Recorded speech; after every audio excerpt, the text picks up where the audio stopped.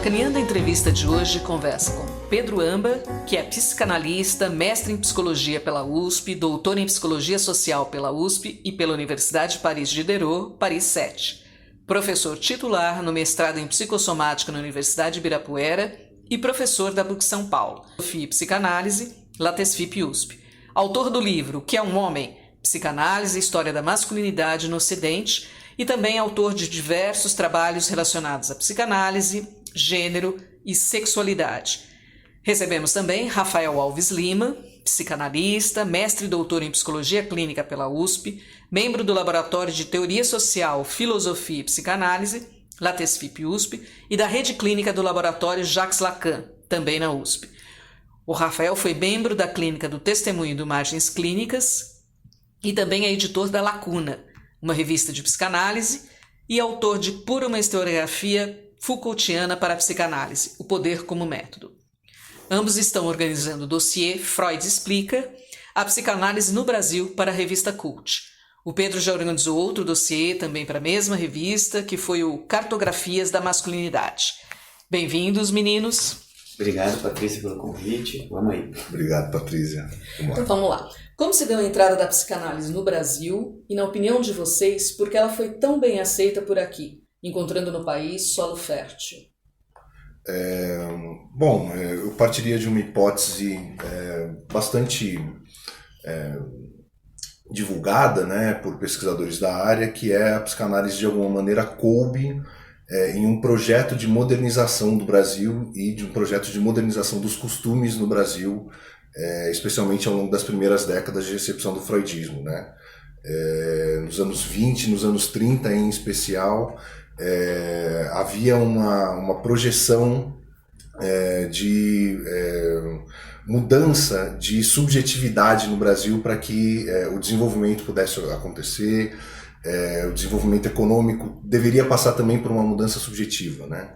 Então, o freudismo foi bem recebido pela psiquiatria leitora de Freud da época, inclusive a partir de algumas pautas que são muito estranhas ao próprio freudismo, né? Como, por exemplo, o higienismo e o eugenismo, que era colocado aqui, que estava em curso na psiquiatria aqui na época, se misturava com a doutrina freudiana, quando na verdade todo mundo sabe que o Freud não tinha nada de higienista, menos ainda de eugenista, mas foi no meio dessa mistura aí estranha e tipicamente brasileira que essa recepção se deu, e se deu de uma forma muito florescente mesmo. Uhum. E continua, né? Porque veja, inclusive após esse momento, com o boom da psicanálise na ditadura e depois na abertura política que a gente observou, a psicanálise de algum jeito ela continuou se desenvolvendo e inclusive deixando as suas práticas de implantação mais refinadas a despeito do momento político quase. Ela inclusive se valia do que estava acontecendo para poder se colocar de uma outra posição. Muito paradigmática, por exemplo, o movimento capitaneado pelo Magno no Rio de Janeiro nos anos 80, né, que utilizava de questões muito, muito caras à brasilidade para poder fazer, entre outras coisas, uma espécie de divulgação de um lacanismo tupiniquim. Uhum. Né? E isso continua, né? Se a gente pegar um exemplo talvez mais atual, a gente tem aí, por exemplo, as clínicas públicas, né? Pipocando o Brasil afora. Então a psicanálise ela consegue prosperar no Brasil, mesmo em momentos políticos e de diferença social bastante marcada. Ela vai se esgueirando pelas brechas que vão aparecendo, seja mais partidária do movimento dominante, né, como foi o caso da ditadura, seja entendendo que o contracorrente pode ser mais producente. Uhum. Bom, vocês acreditam que a gente poderia falar de um triunfo da psicanálise no Brasil? Eu queria que vocês falassem um pouquinho das diferenças entre psicanálise brasileira e psicanálise no Brasil, que tomaram centro do debate psicanalítico nos anos 90. Isso é mito? Isso é verdade? A psicanálise ela é subversiva e no Brasil ela foi reinventada? Como é que vocês veem esse movimento no nosso país? É uma pergunta espinhosa,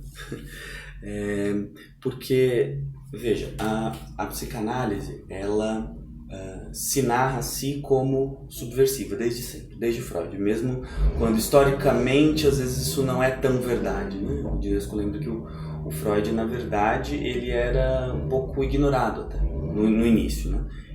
Mas ele narrava a psicanálise como algo que provocava resistência nos outros.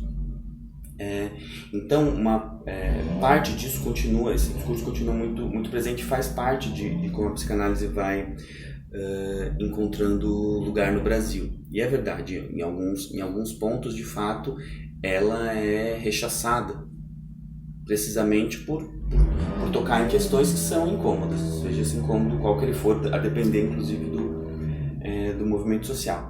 Por outro lado, essa identificação com a subversão, ela serve muito bem a psicanálise para ela se estabelecer em alguns determinados centros de poder, sejam institucionais no sentido mais clássico, sejam universitários, sejam até de grupos de estudo, por exemplo, que essa é uma outra forma da psicanálise se colocar, se perpetuar, né?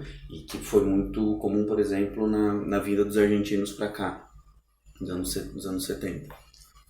E pegando um aspecto da sua pergunta, né, psicanálise brasileira versus psicanálise no Brasil, eu particularmente tenho muitas ressalvas com a ideia de psicanálise brasileira, porque não necessariamente o movimento de instalação da psicanálise em uma determinada região precisa estar submetido à circunscrição do Estado-nação, digamos assim.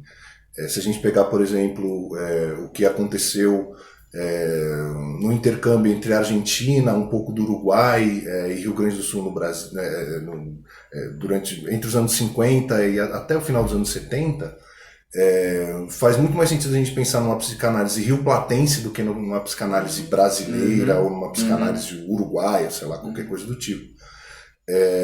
Além do que, talvez, por conta disso exatamente que o Pedro falou, na própria ideia de brasileira traga uma certa ideia, um tanto inconveniente, de um inconsciente coletivo ou de uma identidade, né, que ela é mais perigosa do que produtiva. Assim. Eu acho que a gente tem uma psicanálise no Brasil, isso é certo, mas eu tenho muitas dúvidas se a gente tem uma psicanálise brasileira. Né? Eu iria um pouco... Foi um tema de fato nos anos 90, né, com a abertura para o regime democrático, uma série de psicanalistas se voltou a estudar o tema da brasilidade.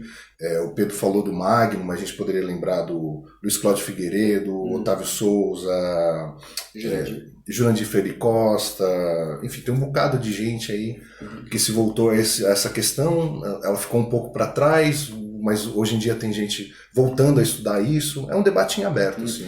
E me parece que os dois polos, eles carregam o seu perigo. Porque, de um lado, se a gente for para essa extrema brasilidade da psicanálise, a gente pode cair nisso que o Rafael mencionava, dessa espécie de desse psiquismo brasileiro, tem algo próprio da banana, do carnaval e tal, que, enfim, é um debate talvez um pouco datado. Por outro lado, se a gente sublinha muito que existe a psicanálise, ponto, e ela não tem raça, ela não tem classe, ela não tem fronteira, isso pode levar a um certo colonialismo silencioso, na medida em que, por exemplo, por mais que a psicanálise tenha muita força no Brasil, grande parte dos nossos cânones são estrangeiros, né? Então isso pode servir também, ignorar o pendor local da psicanálise pode servir, no fundo, para a gente continuar reproduzindo epistemologias dominantes, como se diz hoje, sem se perguntar muito se elas valem 100% na nossa realidade, seja da forma das questões que a gente escuta dos nossos analisantes, seja da próprio pensamento psicanalítico brasileiro, que não é a mesma coisa exatamente. E na opinião de vocês, por que a psicanálise em outros países anda em crise ou ameaçada, na própria França, inclusive, né? E a psicanálise ela ainda resiste, apesar do coaching, das constelações, das outras terapias todas que nós vemos por aí? Qual o lugar da psicanálise ainda?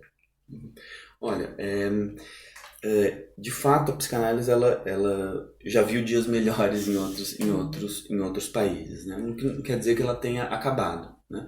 Ela, em muitos países, ela existe em departamentos de letras e ciências humanas, em outros ela ainda tem um certo espaço em hospitais.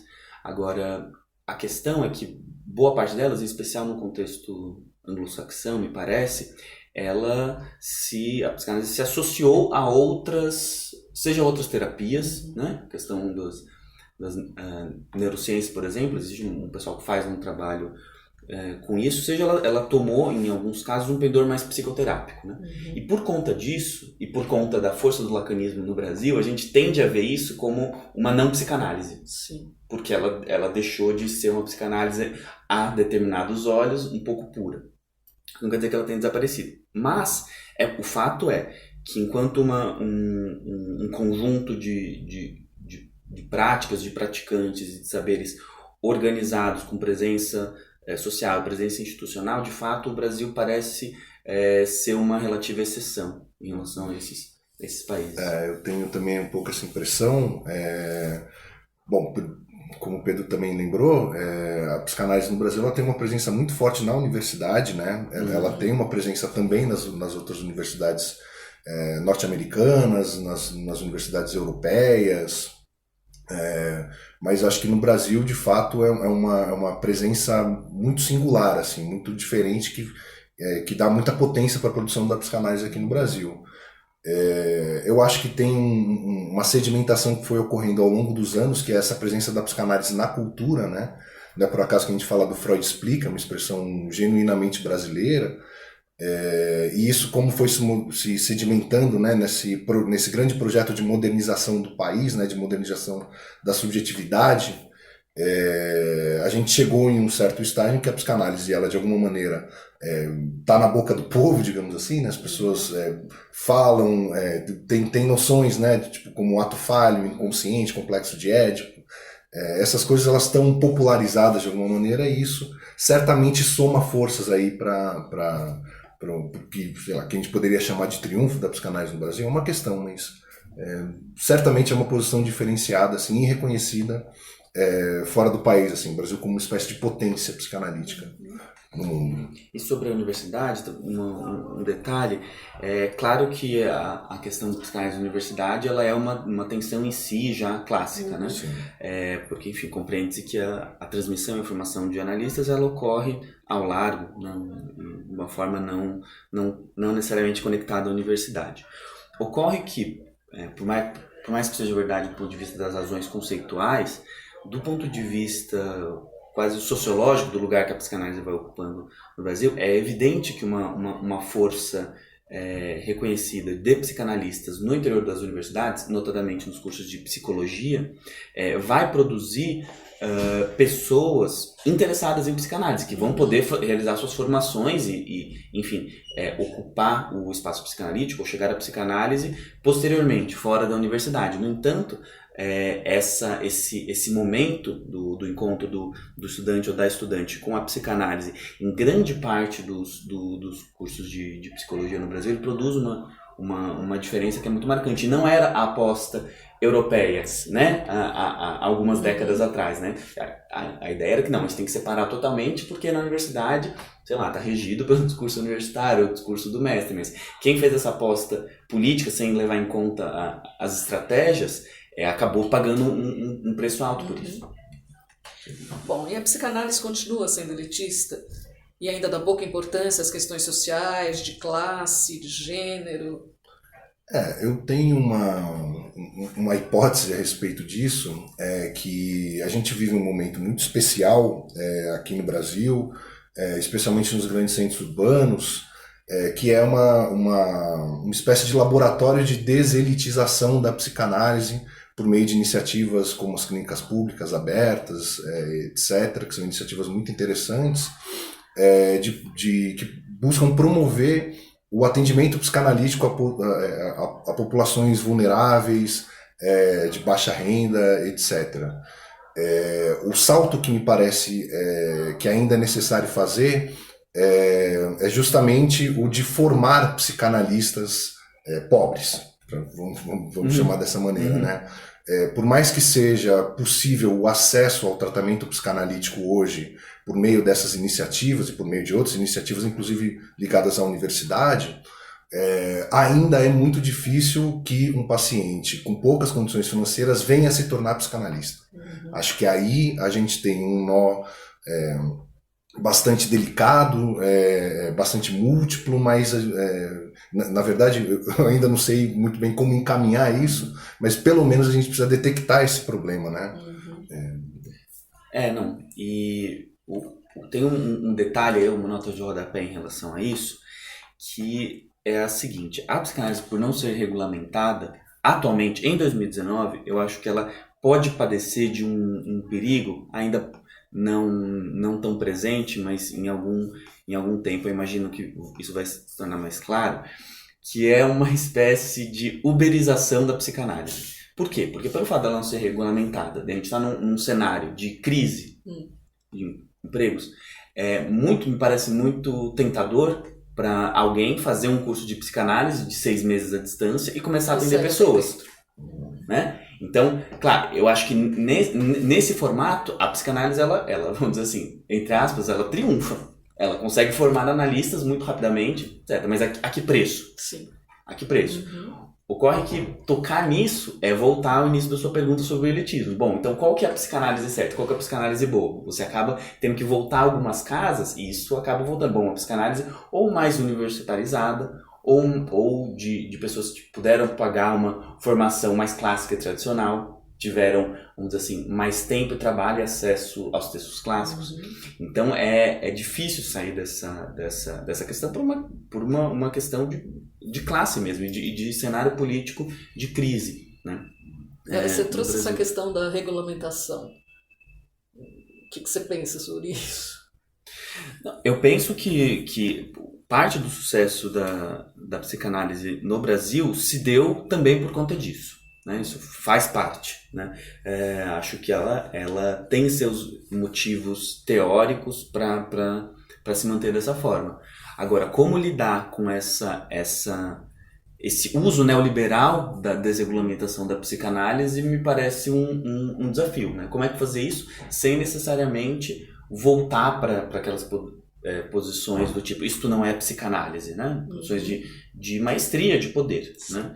Não sei como sair dessa aporia, nem sei se é possível sair dela nesses termos, mas é um efeito que a gente observa desse tipo de posição. Assim, a gente vê, tem psicanálise cristã, psicanálise psicólogo cristão. Exato.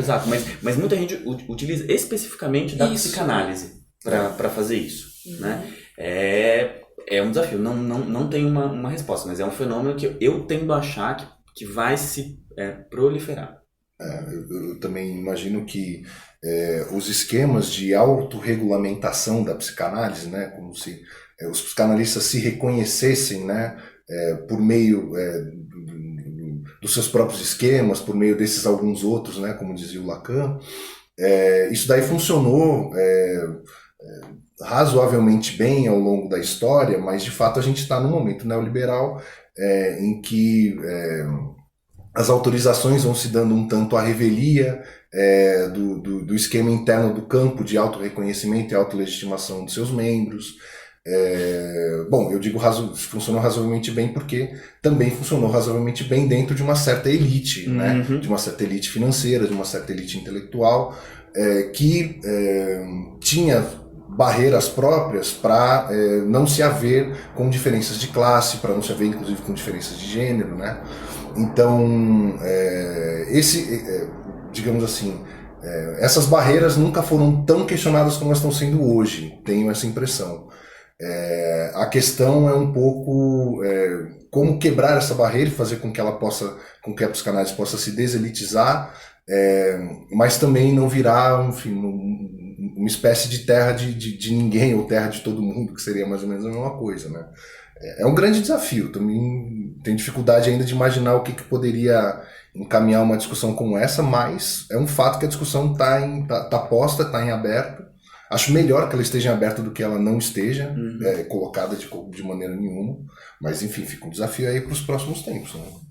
Vocês trouxeram a questão da psicanálise nos espaços públicos, né?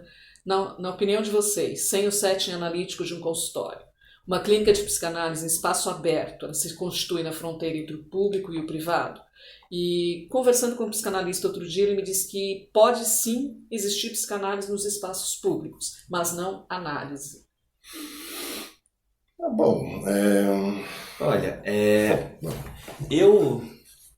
eu acho que nesse ponto eu tendo a ser um pouco mais materialista do que idealista, no sentido de que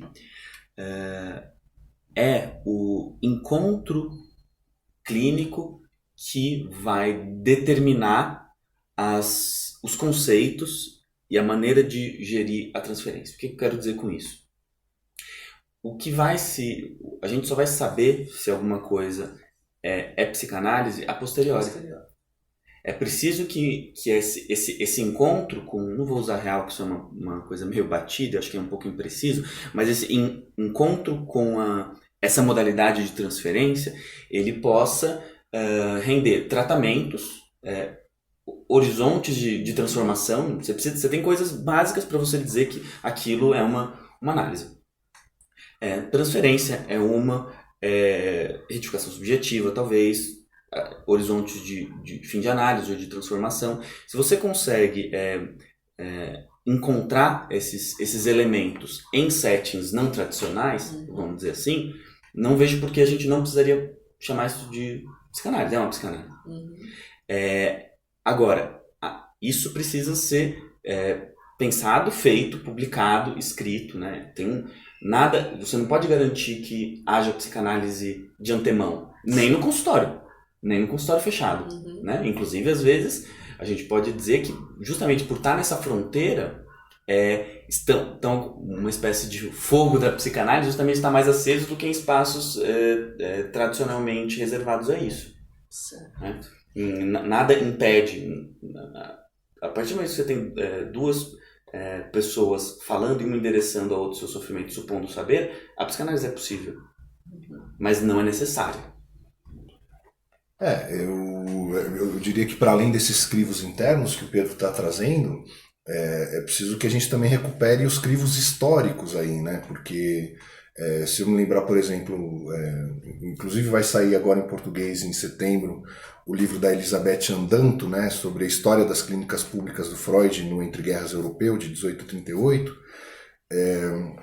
A gente lendo, né, esse texto, a gente percebe que havia uma experimentação direta, né? A psicanálise era um grande laboratório de experiência pública, de atendimentos que se deu em Viena, em Berlim, Budapeste, tem uma série de iniciativas que foram se dando ali no Entre Guerras Europeu, e não havia, digamos, esse esmero, essa preocupação do tipo, psicanálise ou não é. A partir do laboratório você ia decidindo a posteriori, né, um pouco na linhagem do que o Pedro dizia, você ia decidindo a posteriori se aquilo havia sido uma experiência analítica, propriamente analítica ou não. E é a partir desse grande laboratório que os crivos internos foram se dando, foram se sedimentando também, né? Então eu teria muitas ressalvas em dizer de antemão se o que acontece em uma clínica pública é análise ou não é. Para ser bem franco, eu acho que esse tipo de discurso está muito mais a serviço desse velho e caduco, isso não é psicanálise, né? Que muitas vezes responde a agendas elitistas mesmo da psicanálise, né? De desqualificação desse tipo de trabalho do que qualquer outra coisa. Então, eu sou um entusiasta das clínicas públicas, acho que todo mundo que me conhece sabe disso. E acho que o resgatar esse período histórico, isso fica muito evidente, né? O Freud prestava dinheiro para paciente, atendia a gente caminhando, né? E daí é menos psicanálise, ele só pode porque é o Freud, a gente não pode. Simplesmente olhar para a história vai mostrar pra gente que a psicanálise ela pode ser muitas coisas que a princípio a gente acha que ela não é. Bom, vocês trouxeram aí uma questão histórica, né? Então eu queria perguntar para vocês o seguinte: por que desprezamos autores como Neuza Souza Santos, Virginia Bicudo, Lélia Gonzalez, mas em contrapartida a gente vê aí um movimento interessante e crescente em estudar Frantz Fanon, né? O que vocês acham disso? A gente ainda só estuda Freud e Lacan, não sai da própria casinha. Olha, é difícil dar assim, a certeza das bases dos motivos disso, mas o que a gente pode dizer é que, primeiro, existe um colonialismo epistêmico, que não é específico da psicanálise. Né? No Brasil, em ciências humanas, salvo algumas exceções, mas eu acho que na psicanálise isso é muito mais gritante do que é, por exemplo, na sociologia, porque a gente tem autores brasileiros estudados, né? Mas na psicanálise, as nossas bases, os nossos cânones, eles são estrangeiros. Né?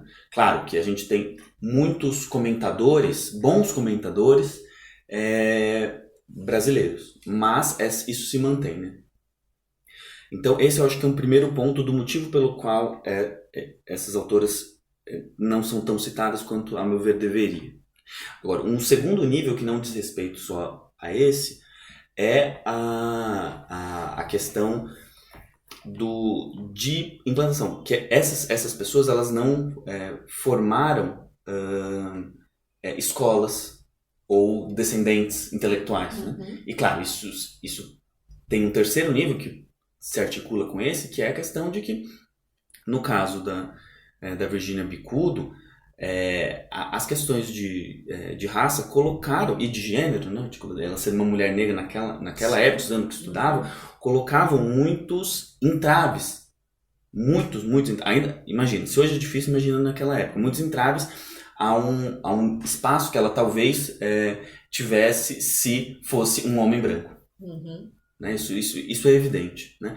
Em relação a Lélia, ela não era propriamente psicanalista, mas ela se utilizava da psicanálise para pensar questões de raça. Aí, para mim, é um pouco mais misterioso e enigmático de por que ela é tão pouco estudada. No feminismo, acho que ela nunca foi esquecida, ela está sendo mais resgatada agora, mas ela sempre é um nome levantado. Mas por que ela é tão pouco estudada pelos psicanalistas? Isso, para mim, é muito estranho, porque ela é alguém que estava dialogando, não era lateralmente, era muito frontalmente com a psicanálise. Né?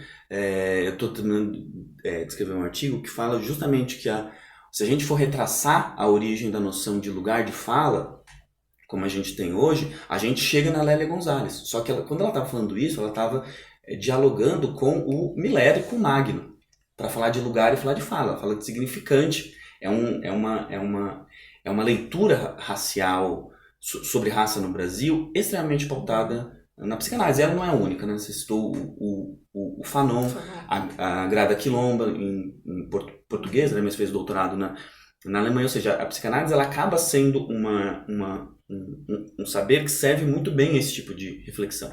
Por algum motivo, com certeza ele é um motivo racista, mas só o racismo não explica isso. A psicanálise, no interior das suas reflexões, usa pouco isso que poderia voltar para ela. Imagino que isso deva mudar, porque as questões raciais elas estão aparecendo no Brasil felizmente, né, com uma potência muito grande, né? E a psicanálise ela começa a pensar nisso por conta das pressões sociais, não é por questões clínicas internas, não é porque isso começa a aparecer mais no meu consultório. Isso já é mais evidente com as questões de gênero, por exemplo. Antes a psicanálise ela bania. Gênero é coisa de americanos, não existe, etc. Só que em um determinado momento isso ficou isso explicava tão mal os nossos problemas que isso começou a ser revisto. Vai estudar Butler. Nossa, mas a Butler dialoga com a psicanálise. Ela dialoga com a psicanálise. Quem inventou de gênero era psicanalista? Era um psicanalista. Né? Então, mas é por conta de pressões sociais, não é uma questão transferencial ou interna da psicanálise. E além de todos esses aspectos, talvez vale um pouco incluir uma diagonal do colonialismo epistêmico, que é como a gente percebe autorias e obras, né? Você mencionou algumas autoras, né, como a Lélia e a Neuza. que tiveram vidas muito abreviadas, né? Sim. Quer dizer, em termos de conjunto de obra, você tem alguns ensaios, no caso que é um livro essencial, né, para quem está estudando psicanálise e questões raciais no Brasil, que foi uma tese de doutorado, né? Mas de fato elas tiveram vidas muito abreviadas, né? A Virginia tem uma experiência diferente, né? Ela ficou muito tempo, mas uma produção muito voltada para a construção da IPA no Brasil, né? Da Sociedade Brasileira de Psicanálise de São Paulo. Depois ela foi para Brasília, fez um trabalho lá clínico de promoção da psicanálise em Brasília muito importante. O Fanon também é outro autor também que teve uma vida muito abreviada, sim, né? Muito jovem. Então, eu acho que vale também, né, para a valorização ainda maior dessas autoras, que apesar de ter uma obra em termos de volume curta, é extremamente potente. Então, vale a gente mudar um pouco a percepção delas no sentido de valorizá-las como autoras de fato, né? Não precisa ter 20 e tantos volumes de obras completas como Freud, né? Mas levar os ensaios que elas nos deixaram, né, que deixaram enquanto legado, tão a sério quanto os autores de obra de envergadura maior, assim, de longitude maior, digamos assim, né? Não é nem uma questão de envergadura intelectual, mas de fôlego mesmo, né? Bom, agora eu queria partir um pouquinho para uma questão assim, um pouco polêmica, né? Tem surgido muito essa relação de psicanálise e poder, né? Então, como é que a gente pensaria essa tríade? Psicanálise, capitalismo, poder. Que relação é essa? Nossa, é uma pergunta muito difícil. Bom, eu acho que falar em poder é falar em muita coisa. Né? Por quê? Porque existe o poder que se dá, pode se dar, né, no interior de um tratamento. Um exercício de poder, uma questão já clássica, denunciada, debatida, né? Um poder associado, portanto, à transferência. Existe uma outra questão que é o poder na formação dos analistas, né? De onde humana que vai permitir alguém ser analista. Um outro nível é a relação com o poder econômico que você coloca como capitalismo, né? Que é como a psicanálise, claro, para ela se manter, ela precisa, no nosso contexto, ter uma articulação muito íntima com o dinheiro. Where is the money? Mesmo nessas iniciativas louváveis de clínicas públicas, ela só é possível porque as pessoas têm clínicas consolidadas ou outros trabalhos que permitem que elas dediquem algumas horas para fazer atendimentos públicos, né? E que são quase sempre, raras exceções, feitos em regiões centrais, né? Então, isso a psicanálise ela não consegue, por mais que no interior de uma transferência, de um tratamento, ela possa ser gratuita, isso não quer dizer que ela não deixe rastros da sua relação com o poder e com o dinheiro atrás de si. Sim. Bom, ocorre que esses 3 níveis que eu mencionei, eles podem se articular, né? Eles sempre se articulam de algum jeito. Então, a questão do poder na psicanálise, de, por exemplo, formar analistas, ela não se desvincula pode não se desvincular de uma transferência pessoal. Bom, estou fazendo análise com a pessoa X, mas a pessoa X, ela está numa escola, então eu vou lá e vou fazer meus seminários com essa pessoa. E daí, se eu estiver lá, será que eu vou receber pacientes e me encaminhar? Porque eu também preciso me manter, porque eu era, sei lá, engenheiro, e agora eu quero começar a trabalhar com psicanálise, porque na engenharia tá muito ruim, porque a construção civil tá... Entende? A construção civil tá muito ruim, então agora eu quero migrar para alguma coisa que me dê mais mobilidade. E daí, bom, mas daí de onde vão vir os pacientes? Veja, é espinhoso.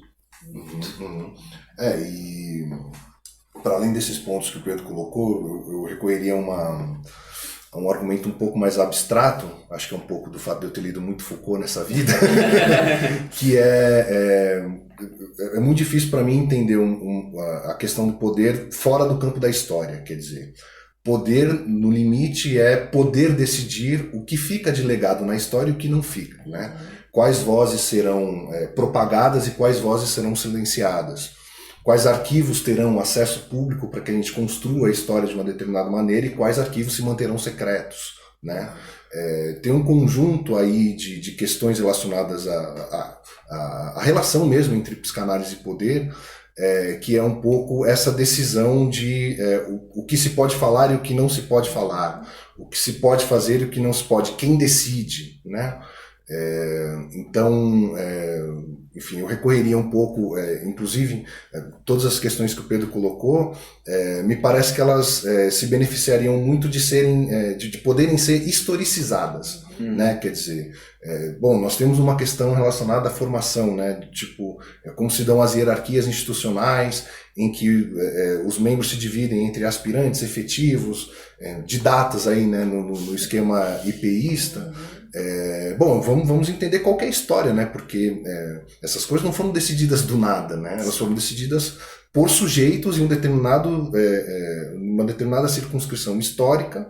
Isso se sedimenta e se propaga ao longo da história, né? Por que foi decidido dessa forma, com quais objetivos, o que pode ser transformado, afinal de contas, né? E, bom, também todas as relações com o dinheiro e tudo isso que vem chegando pela porta dos fundos aí, né? E que muitas vezes se transforma em exercício de poder, não só entre analistas e pacientes, mas entre analistas eles mesmos, né? Bom, vamos tentar entender um pouco também como que se deram iniciativas que conseguiram suspender de alguma maneira a questão do dinheiro na relação transferencial. Vamos tentar entender se essas iniciativas deram certo ou não e quais histórias também não foram contadas a respeito disso, né? Lembrando, por exemplo, de novo do livro da Danto, muitas dessas iniciativas de clínicas públicas no Entre Guerras Europeu eram financiadas por grandes mecenas, assim, pessoas que tinham muito dinheiro, herdeiros de fábricas de peles, como o Max Eitingon, donos de grandes cervejarias, veja só, patrocinando essas iniciativas. Então é óbvio que o dinheiro vem de algum lugar, né? A gente não conseguiu, nem eles conseguiram fazer isso direito, que essas iniciativas fossem bancadas pelo poder público, né? Como se fossem públicas no sentido de políticas de Estado, políticas públicas mesmo, né? Bom, mas aí não é porque não deu certo lá e foi difícil que desse certo em outros lugares que a gente não pode tentar fazer com que seja possível aqui, né? Claro que as circunstâncias políticas hoje são muito difíceis, muito difíceis no Brasil, mas enfim, a gente tem coragem e a gente pode peitar esse desafio e tentar fazer ele valer, né? E acho que, enfim, é o próprio desafio que pode ensinar a gente a refazer a relação entre psicanálise e poder e capital, né, um pouco na linhagem da sua pergunta, em outros termos, em outras formas, né? A psicanálise tem potência para fazer esse tipo de coisa. Acho que por si só ela não organiza a revolução, digamos assim, mas bom, ela certamente favorece a articulação para isso, né? Então apostaria na possibilidade, por meio desses desafios, de refazer essas relações em outros termos que não os que a gente está meio habituado a reproduzir. Bom, eu queria que para a gente finalizar agora, que vocês falassem um pouquinho do dossiê, quando ele sai, por que vocês pensaram nesse tema, quem está escrevendo. Bom, ele veio de umas conversas que eu tenho com o Rafael aqui na cozinha do consultório sobre essas questões, né? Algumas delas vindas há mais tempo, outras mais recentes, porque, enfim, é o tema que o Rafa está estudando e é algo que a gente sempre se interessou. E daí a gente fez essa proposta para a CUT, ela gostou, a editora gostou, a Daisy, e a gente convidou então algumas pessoas para cobrir alguns pontos que a gente acha interessante, né? Então o Christian Dunker, que é professor aqui da USP, vai escrever um texto mais geral, assim, sobre essas contradições da psicanálise no Brasil e sua implantação. A Tânia Rivera, na mesma linhagem, também tem um texto mais provocativo, né, que é o que falha nesse sucesso da psicanálise, né, uma espécie de historiografia psicanalítica da própria história da psicanálise, um ensaio bem interessante. Sim. E a gente tem também o Rafael Dias de Castro. O Rafael, que é um historiador, trabalha hoje em Minas, fez o doutorado dele na Fiocruz, fala um pouco sobre a implantação da psicanálise no movimento psicanalítico carioca, né? No início do processo todo ali, né, dos anos 20 para frente. Ele escreveu um livro muito interessante sobre isso. E, enfim, é um pouco uma parte aí dessa discussão que ele traz no livro. O livro chama A Sublimação do Id em Ego Civilizado. Realmente recomendo. E também a gente contou com o texto da Marina Massi, que é uma psicanalista daqui da Sociedade Brasileira de Psicanálise de São Paulo, contando um pouco sobre São Paulo, né? Acabou ficando interessante, né, como resultado para o dossiê, que os textos de alguma maneira se conversam, né, tanto do Rafael quanto da Marina, no sentido de mostrar como se implantou a psicanálise, né, no caso do Rafael no Rio, no caso da Marina aqui em São Paulo, levando em consideração mais a Sociedade Brasileira de Psicanálise de São Paulo mesmo. Assim. E a relação da psicanálise com as elites intelectuais. E da relação da psicanálise com as elites intelectuais. Enfim, fiquei muito satisfeito com tudo isso. De fato, começa com essas nossas conversas, né, Pedro? Então, as conversas de bastidores. Conversas de bastidores que acontecem há anos aqui, né? E de fato, com arquivos, com documentos de época. E de fato, a gente tem um conjunto de historiadores da psicanálise no Brasil muito potente, mas ainda muito pequeno. Então, também foi uma espécie de aposta para que a promoção dessas ideias, dessas reflexões chegasse a um público maior, né, numa revista de divulgação que recebeu muito bem a gente como a CUT, um pouco também para deixar ecoar e depois recolher os efeitos, né, para que a gente possa ter mais interlocutores, mais parceiros que se interessem pelo tema. Eu acho que o interesse tem sido crescente em história da psicanálise, não só no Brasil, mas por história da psicanálise em geral. E eu acho que o dossiê vem um tanto nesse movimento, assim, né, de captar interlocutores que eventualmente não estejam no nosso campo de visão, para de fato formar o campo, né? Acho que a gente precisa disso. Assim. No horizonte de desnaturalizar essa relação que a gente tem refletida sobre psicanálise ou psicanálise no Brasil, né? Ver que tudo tem uma história, talvez tenha um motivo. Então agora, para finalizar mesmo, a gente ficou aqui conversando sobre o que é psicanálise e tal, e o que não é psicanálise. Vou me inverter a pergunta. O que não é psicanálise? Olha,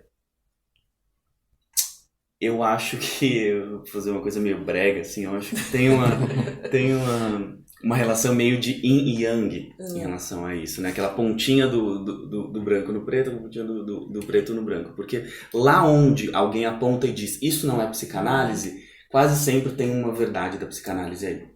Por conta disso que a gente conversava sobre esse exercício de poder. A psicanálise ela só pode se pensar a si mesma nessa fronteira entre o que eu estou fazendo é psicanálise ou não é. Né? É por isso que a gente, enfim, fala essa vulgata. Bom, Freud publicava as coisas sobre os casos fracassados. Isso tem um pouco a ver com isso. Lá onde a gente se pergunta, bom, o que eu estou fazendo psicanálise, o que eu estou fazendo é ou não psicanálise, a psicanálise está acontecendo, por mais que vá fracassar. Você acha que esse tipo de questionamento do psicanalista deixa ele sempre em alerta? Sim, é um respeito. É um respeito pela transferência. Tipo, olha, eu não estou batendo cartão aqui. Sim. Eu não estou batendo cartão, eu tenho que pensar. Né? Eu tô fazendo pensar no sentido lacaniano mesmo, né? Pensar e não ser. Para que alguma coisa aconteça. E, assim, com isso, ter riscos de falhar. Falhar de novo, falhar melhor, né? Como diz o Brecht. É interessante você levar a questão para esse lugar, né, Pedro? Porque eu tenho um pouco a impressão mesmo de que a coisa deixa de ser psicanálise na medida em que o analista deixa de se questionar a si mesmo sobre a posição que ele ocupa, né? Deixa de ter dúvidas, deixa de perder do seu horizonte o fato de que ele vai morrer, sei lá. Sim. Né? Tipo, enfim, acho que eu li faz pouco tempo reli o Variantes da Curatipo do Lacan, e ele fala isso assim como uma espécie de, e é muito interessante porque chega a ser até emocionante assim ler esse trecho do texto, porque ele fala, o psicanalista não deve se esquecer do fato de que ele vai morrer, né? E isso abre a escuta dele para a questão da morte, para a questão da linguagem, etc. Então, eu acho que a coisa começa a perder um tanto o perfil de psicanálise quando os analistas perdem essa humildade, digamos assim, diante da questão da morte, diante da questão do não saber, do fato de que ele não sabe, de que ele não pode ignorar o fato de que ele não sabe, né? E ele não, só pra se interromper, ele não sabe, não é só ele não sabe sobre aquela pessoa, é mais radical do que isso, porque às vezes ele tem que não saber um pouco da psicanálise. Né? E eu acho que isso dá um pouco de tempero, se torna a coisa mais brasileira, mais gostosa. Eu tenho um pouco essa impressão assim, o analista que sabe demais provavelmente está acenando pro isso não é psicanálise. Né? Melhor saber de menos. Menos é mais. Meninos, muito obrigada, adorei o papo, boa sorte para vocês aí com o dossiê, deve sair quando? Setembro. O pessoal que está ouvindo a gente, comprem e mandem feedbacks. A gente quer saber o que vocês acharam. Muitíssimo obrigada, então. Obrigado a você.